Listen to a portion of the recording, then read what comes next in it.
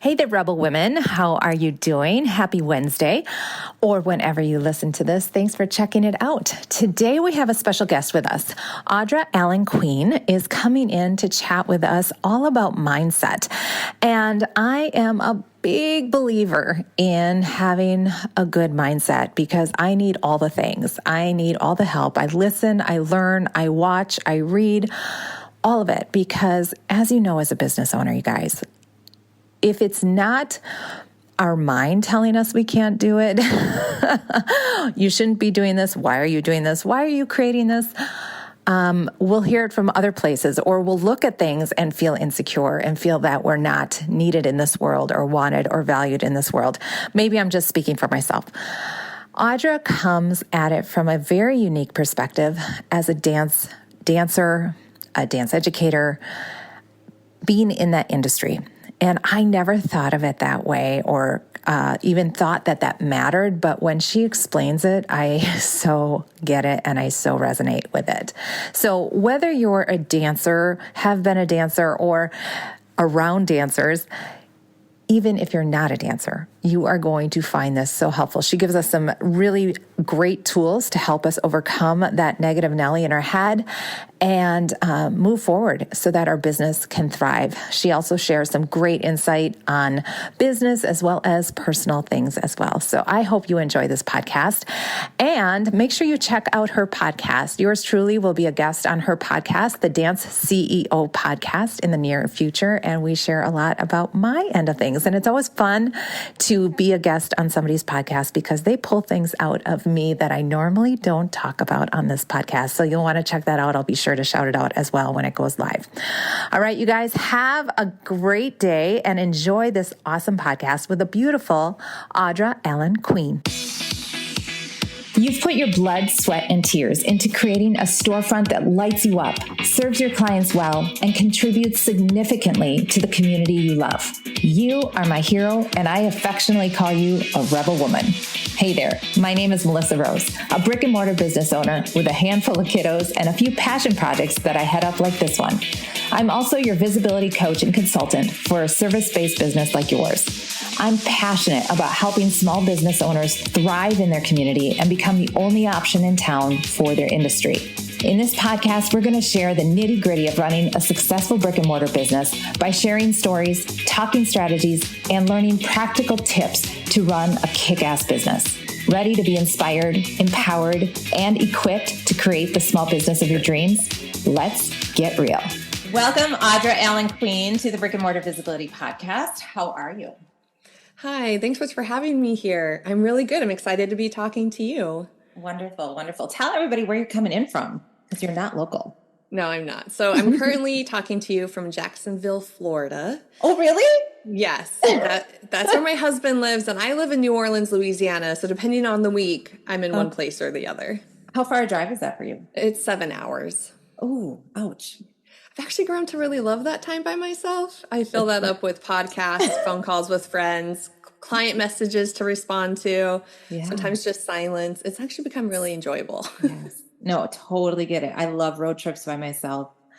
Like all the podcasts, all the books, just zoning out and like looking at the highway and then going, oh my gosh, 20 minutes went past. And it's just the best, like when your brain just goes. I love it, love it, love it. Mm-hmm.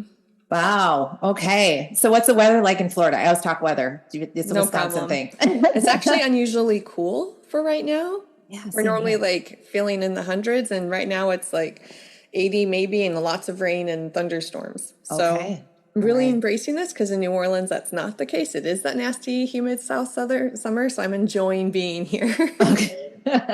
We are a little cooler today too. I have a sweatshirt and some layers on, and I'm like, wow. Okay. But it's okay. It's okay. We had the hazy smoke from the fires. Yeah. And it was really bad on Wednesday, like freaky, but much better today. So, all right. You are going to talk all about mindset in business. And I am a huge advocate of I'm so strict with my morning routine because I have grown to love it and make it so powerful for my business and for my life.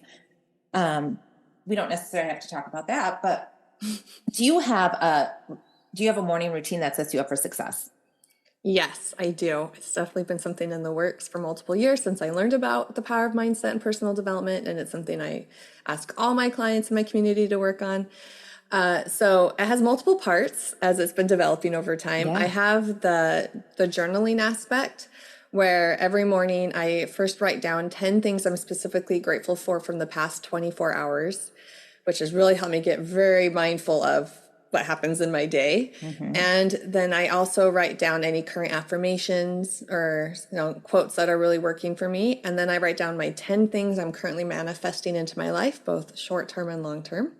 And then when something manifests, it bumps off and I add something new to the list. And then I free write for about 5 minutes, sometimes longer. And I just, brain dump all the things that need to come out for me. And then I always read.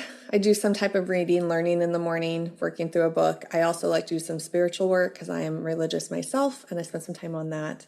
And then at some point in the morning, I also like to move my body, some form of exercise. I like to change it up for my ADHD so it stays exciting for me. So, yeah. So how long does that take you for you? Like, how long do you plan for that? In an ideal day, when I get all those things done, not including the workout, it could be up to an hour if I'm like really wanting to get the free write. I'm really wanting to do a lot of the reading. But on the days it's faster, I'll just maybe do the journaling side, and that can be up to 15 minutes. Yeah. And let's be real, you're a mama too. So Yes. and I am too. So we're all juggling this in the midst of being a mama and partner and all the things and business owner. So can you talk a little bit about your business, what you do, who you serve, so that people can identify with and just understand what you do? Yes. So I'm a mindset and business coach for dance business owners, CEOs, leaders, entrepreneurs, anyone who serves the dance world. I consider a dance business. So it's a wide variety of people I work with. Absolutely love it. And I support them on becoming the best version of themselves personally first and then professionally through one-on-one coaching, group coaching. I also have a podcast, my platform on Instagram, and just really helping them go through a journey that I've been going through and finding the benefit of. Love that. And I like that you work with anybody that touches the dance world. So yes. that opens it up quite a bit. It's not just studio owners or dance educators. So why is mindset work so important in business, and especially for dancers? I think that growing up in the dance world, as I did myself, I've also danced professionally and stuff, that we are somewhat have a really strong mindset in the sense of like focused discipline, but it's really for someone else's benefit. And we haven't really been taught how to, in a healthy manner, work through anything, challenges and whatnot. We're just kind of, I think, for lack of a better word, kind of set up in a maybe toxic environment or structure. And so I don't think there's a lot of healthy mindset skills that have been developed to deal with rejection, and that where our value is not based on if we're cast or not in something, or that if we're given feedback, that doesn't mean we're a bad person, and we tie our identity as a dancer to our core, and we don't know how to separate that. So I think mindset work is so important to help us create those boundaries, to separate the identity of dancer from self, and really just learn who we are at our core, which I think is a creative, and dancing is how we show up creatively.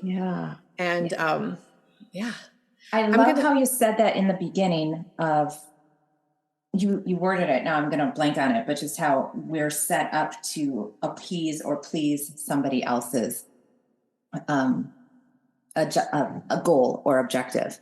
And I guess I'm so naive. I had a college professor acknowledge that, teaching us how women are perceived in the dance world and in the arts, and, the roles that we get, and this was, it's like 30 years ago now already, but, and I just had that like aha moment of like, well, yeah, that's just the way it is. I never even thought it could look differently. When we're coached or, we're brought up a certain way, you don't even realize life is different. And now, growing up in a small community, I grew up on a farm, and then I went to a smaller school, and, the first time I went to New York, just being exposed to all this culture and colors and vibrancy and just my jaw and eye opening. So then to bring that into the mindset of, I was auditioning to fit their role. I was acting to get that role, and they didn't see it the way I felt I deserved it. Right. And how to handle that. So how do you coach business owners who've been living that way for so long? Like, what are some strategies that you do for us? Well, first I want to share like one of the ways I recognize that's something we need to work on, which is normally they come in with very specific business goals that they want to achieve or challenges they want to overcome. And a lot of the times, it's just really clear to me that a lot of the challenges they're experiencing in the business are actually mindset based. And that when we do the mindset work, a lot of the business challenges are eradicated. But how I work with that is the very first thing I teach is actually just a 4-step mindset shift process, because a lot of our mindset is just how we view things, right? It's just how we're thinking about a thought. It's not necessarily fact. So I take them through something called the 4 C's. And the first C is claim. You need to claim that you're having the specific thought. And it could be something like, oh, I'm never going to get anybody to sign up for this offer that I have because why would they buy from me? Who am I to offer something, right? And you just like having this dialogue with yourself. So you first need to just claim that you're having this thought and just get clear on what that is. Second is that you need to challenge it. You need to challenge this thought. Can you prove without a shadow of a doubt that this thought you're telling yourself is indeed fact? And the answer always is it's a lie. It's never actually fact that no one's going to buy from you, that no one, like you don't know for certain that people view you as someone who doesn't have anything to offer. You can't actually prove that. You're just using that as a safety net, an excuse, fear. And then the third one is you need to change the thought. You need to shift the narrative into something that is indeed fact, saying no one is buying from me yet because I haven't done the work to market myself adequately or to let people know that I actually exist, right? Like there's actual reasons for why things haven't made it from A to Z for you, and getting clear on what that is in fact mode and actually shifting the dialogue into what is true. And then the 4th C is call it out. You actually need to say it out loud to help embody the shift, because you've spent so much time, a lot of energy in that negative thought process. You actually need to go through the process of saying it out loud, let your body, let your body take it on, and then even let the universe know that that shift is happening, and it helps you work through it faster to start living the true fact versus the lie you've been telling yourself. And that very basic 4-step process, I still use all the time. And I encourage my clients to take it on. And there's so many other mindset skills too that I help them develop, but that is a really key. To me, it's like getting clear on what your alignment is in dance class, right? You're learning how to lengthen your hip flexors to get your pelvis into alignment, how your abdominal muscles properly engage, how your ribs relax, your shoulder. Your alignment to me is the 4 C's. It's a very basic grounding skill set you need to constantly go back to keep helping you work through limiting beliefs that come up and hinder your growth personally and professionally. Okay, so you gave us some great tools: claim, challenge, change, and call it out. I know my issue, and I'm sure a lot of us, is the change. How do you change your thought when the proof right now is that I need more clients coming to my door? Like I need 20 more or 30 more, and I feel like I'm doing it all. So how do you change that? Like, how do you get past that? I like the word that you just used, proof. So I think what's helpful first in the 4 steps is that we're taking an all or nothing, an absolute thought process, and bringing it down into, okay, yes, I do need to bring in more clients, but it's not because of these lies I was telling myself. So you still can say, yes, I still have this challenge, but now I'm looking at it more realistically. Like I need clients, but it's not because of this. When this is an unfamiliar skill, just like when you're first learning your alignment and you feel so foreign in the process of trying to stack your bones a certain way, your muscles engaging, it's going to take some big effort and practice at first. It's not just something you just rattle off in your mind and shift. I actually encourage the process of writing through this when you're first getting familiar with it. So it's sitting down, pen and paper, not even typing, because there's actually science been done with the processing when you actually take action. And as dancers, as movers, writing something that even the movement of our hand helps us process better. So instead of thinking through number 1, you actually write down what the thought is. And then you actually write down step 2 and you work through what is this lie, right? Can you prove it? You actually write it out and ends up being a journaling exercise. And you end up subconsciously coming up with even more than you realize. You get a lot of clarity, which then helps you eradicate some things even more than just what is this lie I was telling myself. And it helps you even have a better idea of what needs to be removed to stay within what's fact. And it then gives you, oh, I'm not having clients because I haven't even been telling people my service is available. Right. When you're like, no one believes me because I haven't been offering my service. And like, that's where I need to focus. and you can go from there. So it actually helps give clarity on action steps and not just a change in thought process. Something not similar at all, but something that's kind of funny is I'm being really vulnerable right here. Last summer, I had the worst summer ever in my business. Worst summer. I basically had to lay off my team because I had not enough enrollments to warrant them. I was teaching, I documented it because I was like, I am never having a summer like this again. But one day I literally taught 10 hours that day. And I'm just like, I can't, like, physically teaching dance. I always tell people who don't do it, it's like running on a treadmill at 7-8 miles an hour, because not only are you energetic and up, but you're physically moving and you're talking, and it's a lot of energy. So it was a tough summer. It was a really hard summer. And why? Everybody's asking why. And I said, I'm not sure, but I'm thinking it's because last summer was really the first summer everything was open and people were getting out of town and traveling. So we get through it. Which I want to commend you for that. That's huge. One, that you recognize that you needed to make a pivot so you can keep your business moving forward. That's huge. I know. Yeah. And I've been in business for a long time. So that was just so humbling. Like, are you flipping kidding me? You know, COVID was a piece of cake compared to last summer. But then this summer, I just have a different attitude. I'm just like, we're way ahead of last summer. We're crushing it. We're doing great, blah, blah, blah. And then I look at the black and white numbers, and we're exactly where we are last year as far as enrollment. Yep. But I'm like, I don't feel that way. I feel like we're doing great. I feel like we're going to do great. Part of it is I have some other revenue sources coming in. I have clients that I'm working with. I have other things happening that are making me excited. But I don't think it's because of that. I just think I have the proof that I have gone through and gotten through, and I can get through to get through that. So that's why I always say proof. And I am a big advocate of, like, when you get those feel good emails or those feel good cards, you keep them and you look at them when you need them, because they are so huge.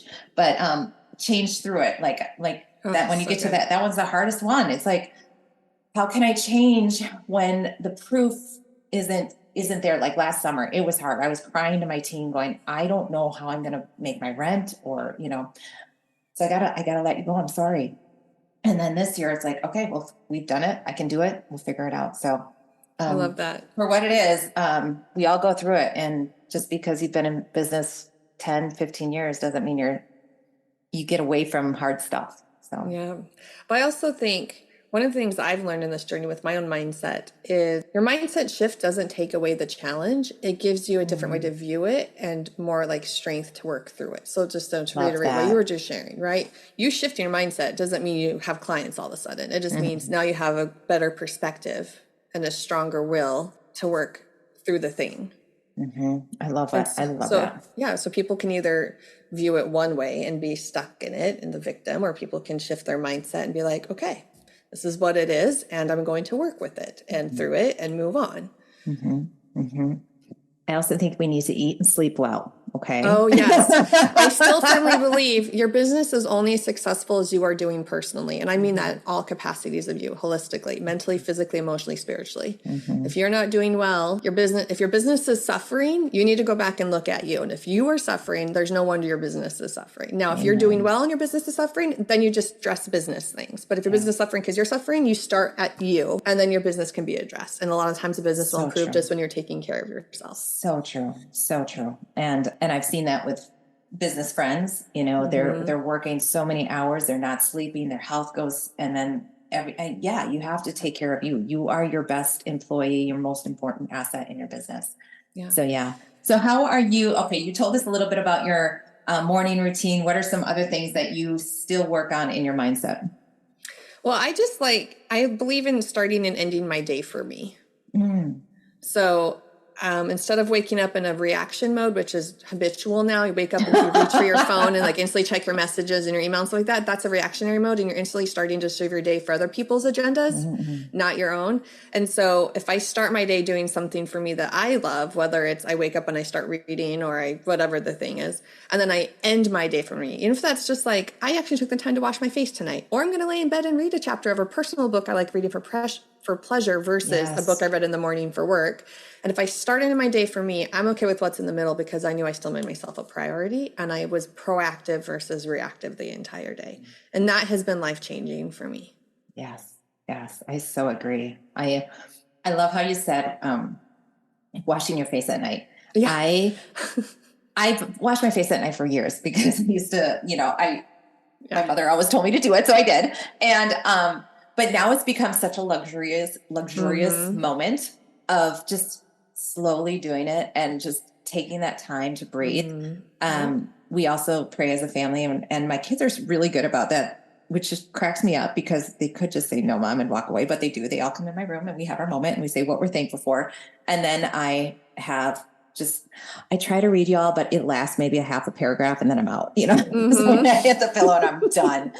But that end of I love what you said. The beginning and the end of the day has to be like sacred time for you so that you can take care of all the other things that are on our plates. I love that. Yeah. And then the perspective of every time someone comes to you with something, that's for their agenda, not yours. And so if you're spending the entire day, including your children, they have an agenda, right? And we are obligated to a degree to support their agendas. But anyone you work with, emails you get, messages you get online, that's someone else's agenda. And if you just spend all your time responding to them, you're not serving your own at all. And then if you're wondering why your needle isn't being moved, you're not getting closer to your goals, you feel like you have no time for yourself. It's because you don't, because you're serving other people's agenda. And they're not thinking that your agenda is their priority at all. They're just focused on theirs. So being mindful of how can I bring back in myself as an agenda. And a key agenda and making sure you keep yours in there. Can we just talk practicalities? I remember when the kiddos were younger, I literally color coded out the schedule and just said, these are the hours mama really needs to be. And it was coordinated with nap time for the littles and then the older ones quiet time. But then mom is in the office and you can't move. Now the kiddos are older, but we've still resorted to putting that up on the fridge just this week, y'all, because even the 7th grader is interrupting every 2 seconds. And it's like, babe, I know it's summer hours for you, but mama still has to work. So being intentional. So how do you, how do you block out when you're checking email? Do you block out when you're connecting with people, or are you how do you do that? Because everybody has a different rhythm and it's fun to learn what you do. I have a few added layers to make this even more interesting. Is I have my own 2 little humans from my first marriage who are now 9 and 7 and they're home for the summer. And I share custody with their dad, my ex, 50-50. And I get them 2 weeks at a time and they're with their dad for 2 weeks at a time. The time I'm not with them, I'm in Florida with my new husband and he's got 3 kids. He shares 50-50 with his ex, 2 teenagers and a 9-year-old. So I actually live 2 separate routines when I'm with my kids versus when I'm with my husband and when he's with us versus it's a whole thing. And then summer course versus school year. So my little humans, my younger, the 7-year-old, she has ADHD like I do. And she needs to just have constant mental stimulation, be aware, be around me. So I actually even have it layers of okay, mom's working during this time. This time you can be in the room with me, playing on the bed, whatever. If you need to pop in and just look at him talking to on the screen, that's not a problem. This time is it's the recording on video. You cannot be I get very clear about what those boundaries are. And I have a schedule on my fridge for my 9 and my 7-year-old. At this time, every morning, we're doing some adventure. 10 a.m. is schoolwork, air quotes, right?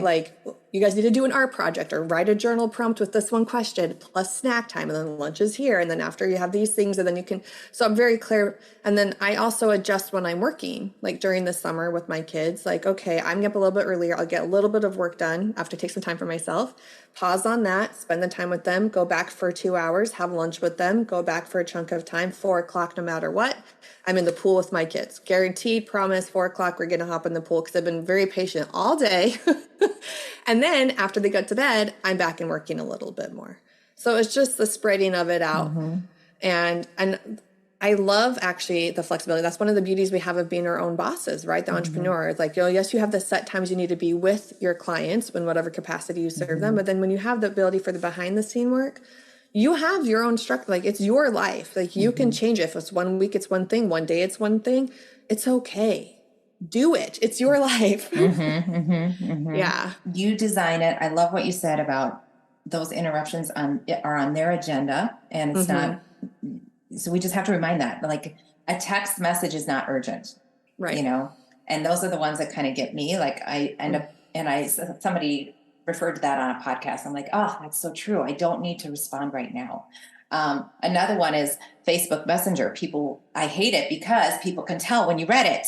And I don't want that because then they were like, why didn't she answer? Why didn't she answer? And I know better because when people don't respond to me, I'm like, they probably checked it in the grocery line and now they're home and now they're distracted with kids or whatever in life. You don't need to respond right away. But I also know myself, if I don't respond right away, it's going to be a month or two before I get to it because life is busy. So it's one of those catch-22s.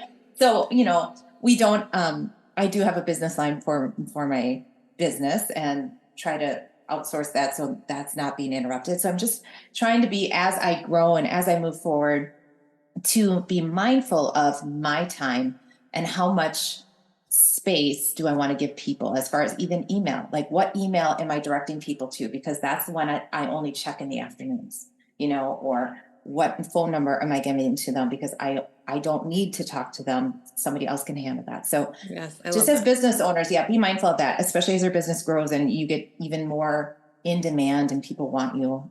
Really, really be mindful of that. I found for myself, for me, the distraction and that impulsive need to respond right away was because of all the notifications I was getting. So I actually have all my notifications off. I just have badges, but I don't get any, I don't even have badges on my social media, which my business, my main platform is Instagram. Mm-hmm. So I don't know what DMs I have until I actively choose to go check. Mm-hmm. Or, my Facebook, I'm in control of when I go and do that versus I'm just oh my gosh, there's someone waiting to hear from me. Such good advice because our time is non-renewable. Yeah. So we're trying to build time freedom. What really is ultimately the goal of our business is to not have less time, but more of it. So when you have it, are you optimizing your use of it? Are you creating more time or restricting the time you have? Yeah. And this all comes back to mindset and just feeling not exhausted, not overwhelmed. So that's just a roundabout way to protect your headspace so that you can be the best person yet. Yeah. I love this. Thank you so much, Audra. This is really helpful. I love the 4 C's.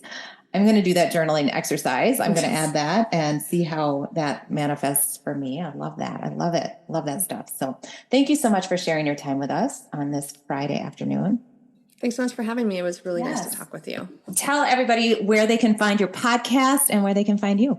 Yes. So I live on Instagram, not 24/7, like I said, but my Instagram handle is the Dance CEO Coach. You can also I have a podcast titled the Dance CEO Podcast on Spotify and Apple. And I also have my website main page is currently under construction as always, but you can learn about 2 of my main services I offer at the danceceocoach.com/university or /business academy for dancers. And you can learn about the 2 main offers that I have there. Very good. I love it. Thank you so much for sharing. Thanks for spending your time with us. And everybody, if you got anything out of this or sparked any questions or any ahas for you, please message Audra on Instagram or me, and we would love to hear from you and hear your takeaways. Yes. All right, everybody. Thank you so much for being here. We will see you here same time, same place next week. Peace. Bye-bye.